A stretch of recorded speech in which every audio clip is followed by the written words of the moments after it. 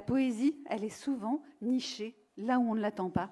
C'est le cas ce soir et merci d'accueillir Tara, poétesse iranienne, pour un peu de poésie.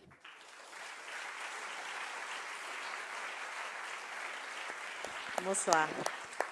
Bonsoir à tous. Bonsoir Daniela. C'est une grande joie de vous retrouver pour cette deuxième année, encore plus nombreux et encore plus engagés. Cette année, je voulais à travers ma poésie honorer toutes les femmes d'Apat, vous, nous, la première d'entre nous, notre chère Danielle, qui est à l'initiative de cette belle aventure. Mais l'histoire m'a rattrapée, mon histoire m'a rattrapée. Dans le ciel des femmes extraordinaires, d'autres étoiles se sont mises à briller. C'est la femme iranienne. Comme j'aime à le dire, je suis une femme bénie des dieux. Il m'a donné 2 pays merveilleux.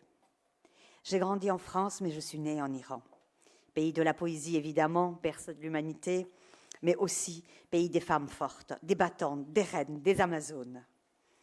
Ce soir, je dédie aussi mon poème à ces femmes, à ces jeunes femmes qui rêvent de liberté et qui veulent juste avoir le choix de leur destinée. Elles revendiquent juste leurs droits, ne pas être considérées comme la moitié d'un homme, mais être la moitié de l'humanité. Femme, vie, liberté, zan, zendegi, azadi. Je suis la fille de Cyrus. Je suis la fille d'Artémis, de Vénus, d'Esther. Je suis celle qui chasse, celle qui donne souffle à la terre. Je porte en moi le destin de donner vie, transmettre, apprendre, empêcher l'oubli. Mes veines pourpres sont les cordes de Diane, mon flanc, mon cœur, celle de Roxane. Je suis ta fille, je suis ta mère, je suis ton futur, je t'apprends à lever la tête sous le poids des injures.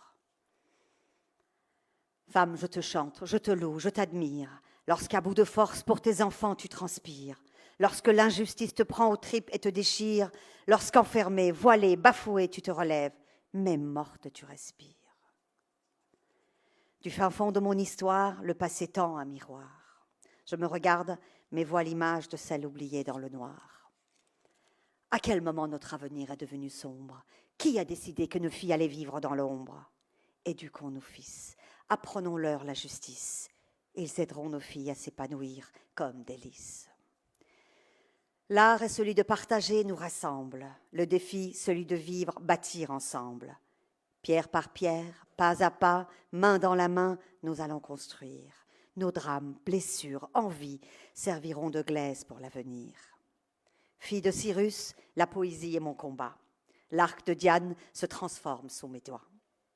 Les cordes se tendent, c'est ma plume, mes poèmes, la flèche qui vous traverse devient enclume. L'art et l'éducation sont les 2 faces d'une même médaille.